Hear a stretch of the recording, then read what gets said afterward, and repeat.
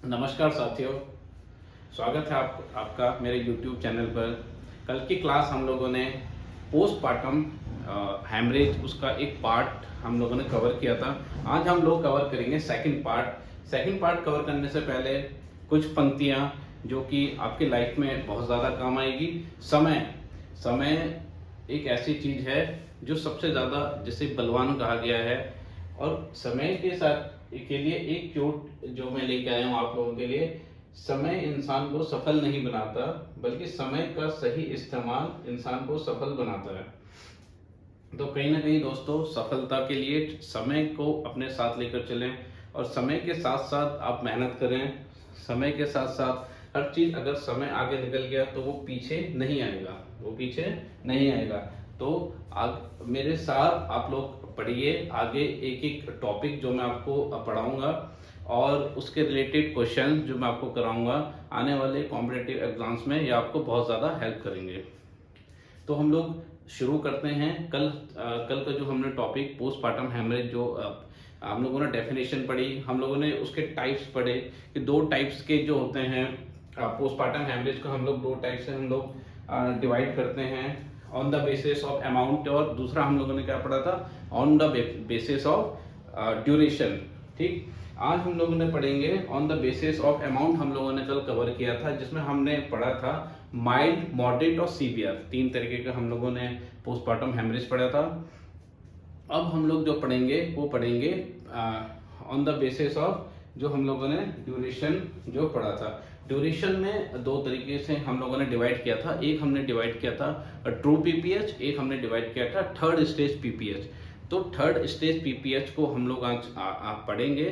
Third stage PPH को हम लोग डीपली उसको बेस से लेकर हाई लेवल तक उसको समझेंगे कि कैसे कॉन्ट्रैक्शंस होते हैं, कैसे वैजो कॉन्स्ट्रक्शन होता है, कैसे ब्लीडिंग रुकता है। तो इसको हम लोग आगे डिस्कस करेंगे। तो शुरू करते हैं।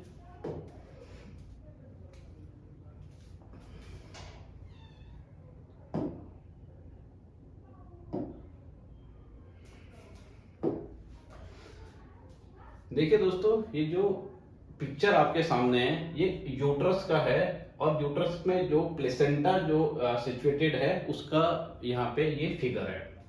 हम लोग बात कर रहे हैं पोस्टपार्टम हेमरेज की। पोस्टपार्टम हेमरेज की हम लोग बात कर रहे हैं। पोस्टपार्टम हेमरेज मतलब जो bleeding during delivery to 6 weeks mother को रहता है। तो ब्लीडिंग वो कैसे हो रहा है, हम लोगों ने पहले माइल्ड मॉडरेट ये सब पढ़ा। अब हम लोग ये पढ़ेंगे कि आखिर ब्लीडिंग होता कैसे है, एक्सेसिव ब्लीडिंग ट्रू पीपीएच के लिए। और ट्रू पीपीएच में पहले हम लोग इसकी नॉर्मल जो फिजियोलॉजी है उसको जानेंगे। नॉर्मल फिजियोलॉजी जानने के बाद हम लोग ये देखेंगे कि क्यों प्लेसेंटा कैसे सेपरेट हो रहा है, क्यों डिले हो रहा है। तो ये हम लोग आगे डिस्कस करेंगे। पहले नॉर्मल फिजियोलॉजी में देखिए। नॉर्मल फिजियोलॉजी अगर मैं आपको बताऊं, नॉर्मल फिजियोलॉजी देखिए, जब भी प्लेसेंटा सेपरेट होता है, जब भी प्लेसेंटा सेपरेट होता है, जब भी प्लेसेंटा जब भी प्लेसेंटा सेपरेट होगा, उससे क्या होगा, प्लेसेंटा सेपरेट होने से क्या होगा, यहाँ पे ब्लीडिंग होगा। यहाँ पे क्या होगा, ब्लीडिंग होगा। प्लेसेंटा सेपरेट होने के बाद क्या होता है, एक माइल्ड ब्लीडिंग जिसे हम गश ऑफ ब्लड होते हैं, ब्लड कहते हैं, जो एक साइन होता है प्लेसेंटा सेपरेशन के। तो उसको जब हम प्लेसेंटा के बारे में जब हम लोग आगे पढ़ेंगे तो उसको बताओगे साइन जो होते हैं प्लेसेंटा सेपरेशन के, तीन साइन को हम लोग कहा जाता है। लेंथनिंग ऑफ कॉर्ड होता है, ये सब। तो प्लेसेंटा यहाँ से जब भी सेपरेट होगा तो उससे क्या होगा, ब्लीडिंग होगा। ब्लीडिंग से मदर में यूट्राइन कॉन्ट्रैक्शन होंगे, यूट्राइन कॉन्ट्रैक्शंस होंगे। क्या होगा, यूट्राइन कॉन्ट्रैक्शंस होंगे, यूट्राइन कॉन्ट्रैक्शन होंगे। यहाँ तक समझ में, प्लेसेंटा सेपरेट होने से जो कॉन्ट्रैक्शन है वो तो आ रहे हैं। यूट्राइन कॉन्ट्रैक्शन जैसे प्लेसेंटा सेपरेट होगा उसकी वजह से यूट्राइन कॉन्ट्रैक्शन होगा।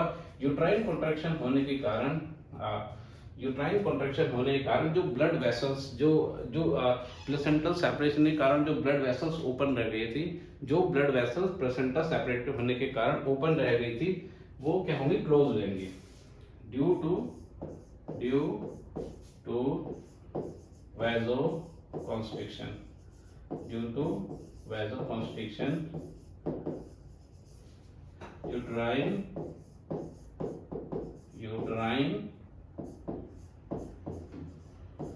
blood vessels, due to vasoconstriction uterine blood vessels get constrict,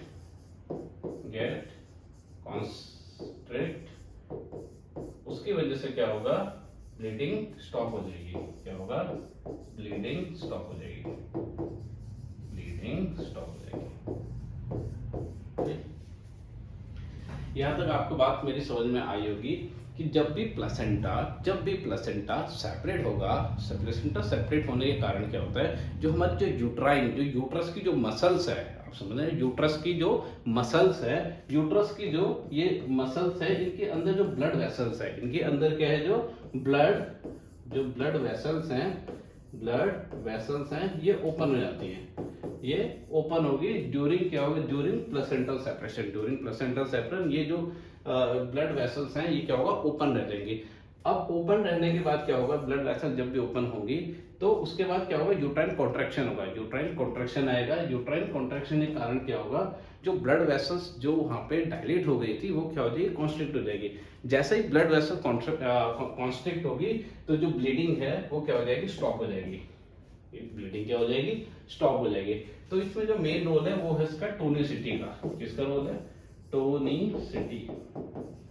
tonicity of uterus. Tonicity of uterus मानी जो यूट्रस का जो टोन है, आप समझे, यूट्रस का जो टोन यानी टोनिसिटी, उसका जो कॉन्ट्रैक्शन है, तो उसका इसमें मेन रोल क्या होता है, प्ले करता है टोनिसिटी। किसको स्टॉप करने के लिए, ब्लीडिंग को स्टॉप करने के लिए। तो आगे जो हम लोग बात कर रहे थे, ट्रू पीपीएच, जो प्राइमरी पीपीएच की हम लोग अभी बात करेंगे। प्राइमरी और सेकेंडरी हम लोगों ने देखा था, तो प्राइमरी पीपीएच की अब हम लोग बात करेंगे।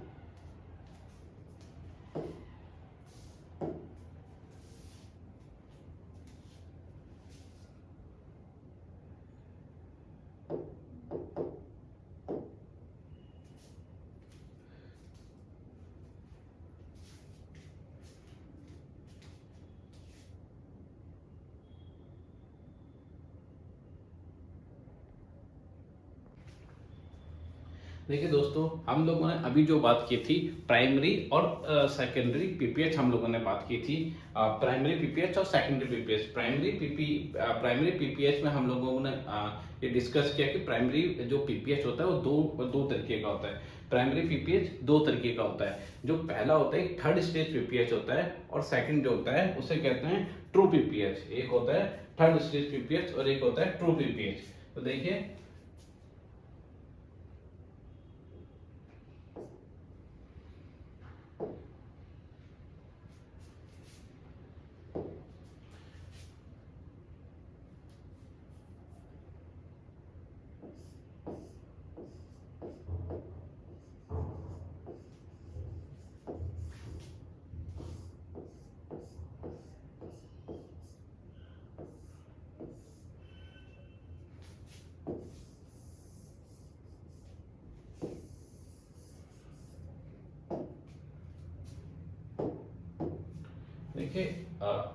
प्राइमरी पीपीएच में मैंने आपको बताया, पहला होता है third stage PPH. Third stage PPH पहला कौन सा होता है, थर्ड स्टेज पीपीएच। जो मैं बात कर रहा हूँ प्राइमरी पीपीएच की जब मैं बात करता हूँ तो ये होता है दो तरीके का। एक होता है थर्ड स्टेज पीपीएच और एक होता है ट्रू पीपीएच। एक होता है ट्रू पीपीएच, एक होता है ट्रू पीपीएच, एक होता है थर्ड स्टेज पीपीएच, एक होता है true PPH. Third stage PPH वो पीपीएच होता है जो बिफोर एक्सपल्जन ऑफ प्लेसेंटा होता है। प्लेसेंटा के एक्सपल्जन होने से पहले जो ब्लीडिंग होती है उसे कहते हैं थर्ड स्टेज पीपीएच। और ट्रू पीपीएच उसे कहते हैं जो जो हेमरेज, जो ब्लीडिंग आफ्टर एक्सपेल्जन ऑफ प्लेसेंटा होता है। जो ब्लीडिंग आफ्टर एक्सपेल्जन ऑफ प्लेसेंटा होती है उसे हम लोग क्या कहते हैं, आफ्टर ट्रू पीपीएच। तो थर्ड स्टेज पीपीएच वो पीपीएच जो बिफोर ब्लीडिंग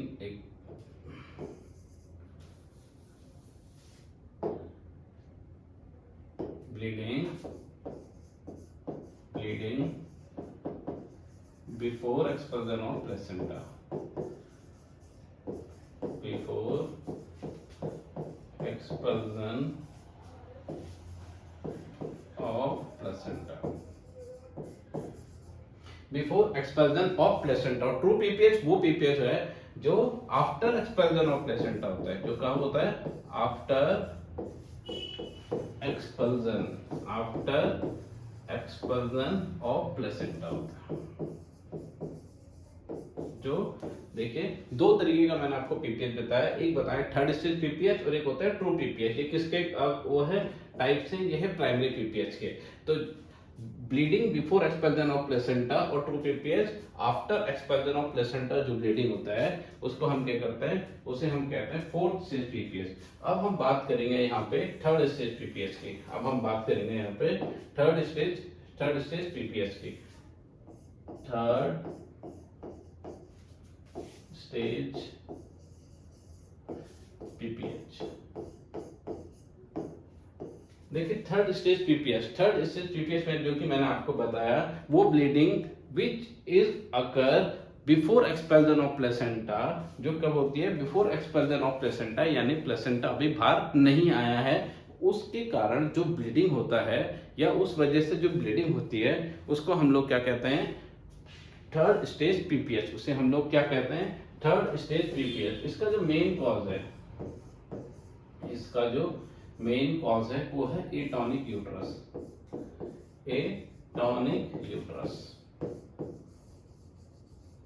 एटॉनिक यूट्रस मैंने आपकी जब नॉर्मल पैथोफिजियोलॉजी मैंने आपको बताई थी, नॉर्मल पैथोफिजियोलॉजी मैंने आपको बताया था कि यूट्रस का जो यूट्रस की जो लेयर का टोन होता है, टोन यानी जो उनके अंदर जो मूवमेंट होता है, जो कॉन्ट्रैक्शन होता है, ठीक, तो उसकी वजह से वो टोन तो एक नॉर्मल टोन है। एटॉनिक मतलब एब्सेंट ऑफ, एटॉनिक मतलब absent of tone, absent of tone और कॉन्ट्रैक्शन,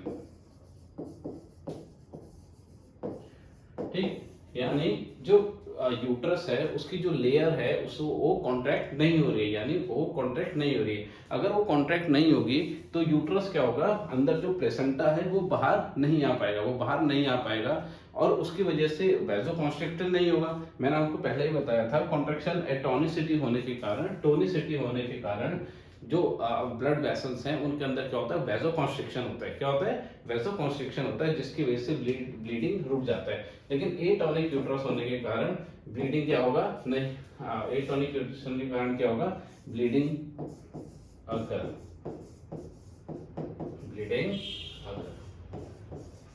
ठीक। तो मोस्ट कॉमन कॉज, कभी ESI रेलवे पूछ लेता है कि most common cause of PPS, तो उसका क्या होगा, atonic uterus is the main common cause of primary PPH और third stage PPH। Third stage PPH का जो मेन कॉज है वो क्या है, एटॉनिक यूट्रस है। दूसरा जो कॉज है वो है ट्रॉमेटिक यूट्रस।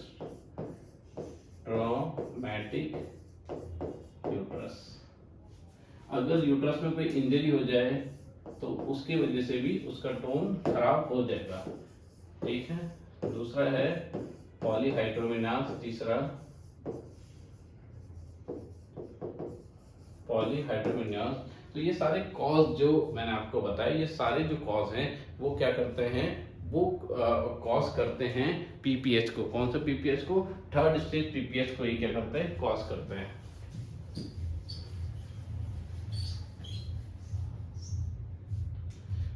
इसका आगे का क्वेश्चन आज हम लोगों ने पढ़ा प्राइमरी पीपीएच में हम लोगों ने पढ़ा थर्ड स्टेज पीपीएच क्या होता है, थर्ड स्टेज पीपीएच क्यों होता है, कैसे टोनिसिटी, कैसे कॉन्ट्रैक्शन, ये सब हम लोगों ने पढ़ा। कल आगे क्लास में हम लोग पढ़ेंगे जो आफ्टर एक्सपेंशन ऑफ प्लेसेंटा, यानी हम लोग ट्रू पीपीएच के बारे में पढ़ेंगे। ट्रू पीपीएच और उसका जो मैनेजमेंट है, कैसे उसको मैनेज करते हैं, जो थर्ड स्टेज और जो ट्रू पीपीएच है उसका मैनेजमेंट हम लोग आगे देखेंगे। धन्यवाद।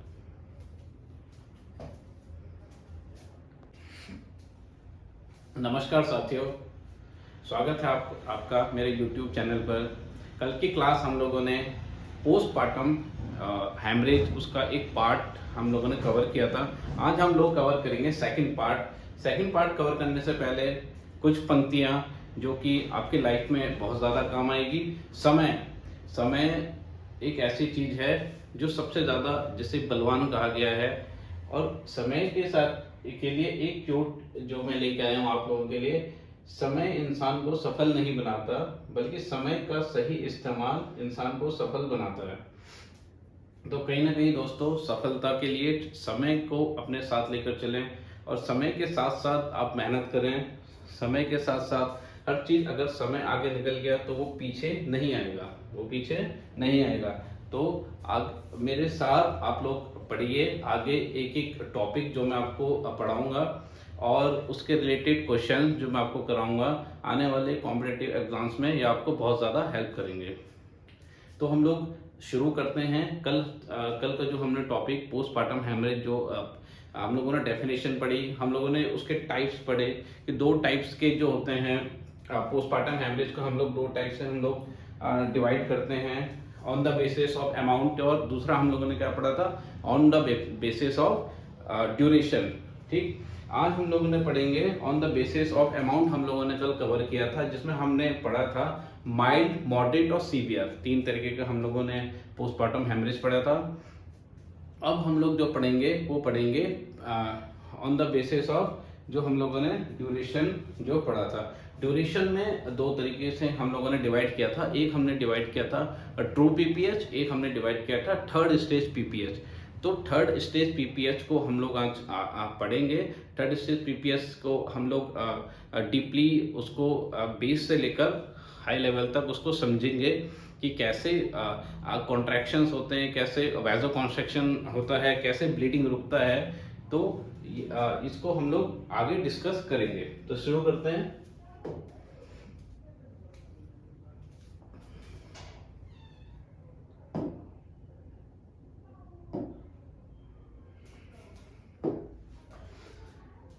देखिए दोस्तों, ये जो पिक्चर आपके सामने है ये यूट्रस का है, और यूट्रस में जो प्लेसेंटा जो सिचुएटेड है उसका यहाँ पे ये फिगर है। हम लोग बात कर रहे हैं पोस्टपार्टम हैमरेज की हम लोग बात कर रहे हैं। पोस्टपार्टम हैमरेज मतलब जो bleeding during delivery to 6 weeks mother को रहता है। तो ब्लीडिंग वो कैसे हो रहा है, हम लोगों ने पहले माइल्ड, मॉडरेट ये सब पढ़ा। अब हम लोग ये पढ़ेंगे कि आखिर ब्लीडिंग होता कैसे है, एक्सेसिव ब्लीडिंग ट्रू पीपीएच के लिए, और ट्रू पीपीएच में पहले हम लोग इसकी नॉर्मल जो फिजियोलॉजी है उसको जानेंगे। नॉर्मल फिजियोलॉजी जानने के बाद हम लोग ये देखेंगे कि क्यों प्लेसेंटा कैसे सेपरेट हो रहा है, क्यों डिले हो रहा है। तो ये हम लोग आगे डिस्कस करेंगे। पहले नॉर्मल फिजियोलॉजी में देखिए। नॉर्मल फिजियोलॉजी अगर मैं आपको बताऊं, नॉर्मल फिजियोलॉजी देखिए, जब भी प्लेसेंटा सेपरेट होता है, जब भी प्लेसेंटा सेपरेट होगा,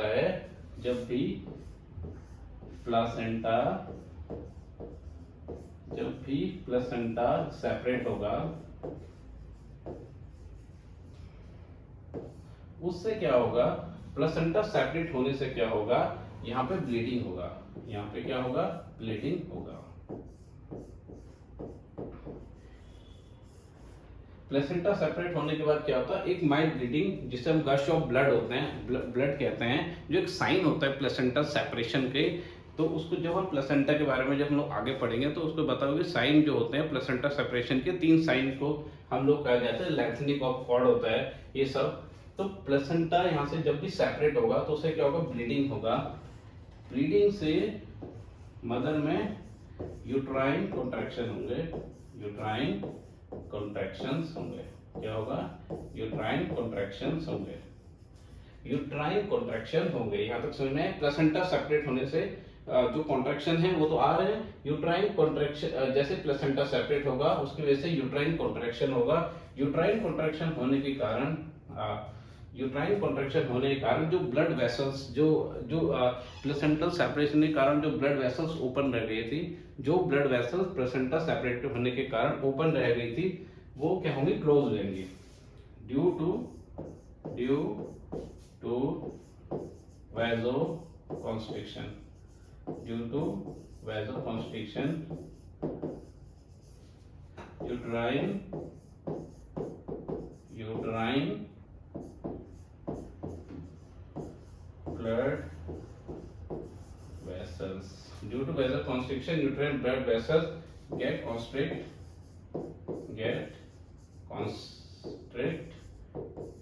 उसकी वजह से क्या होगा? ब्लीडिंग स्टॉप हो जाएगी। क्या होगा? ब्लीडिंग स्टॉप हो जाएगी, ब्लीडिंग स्टॉप हो जाएगी।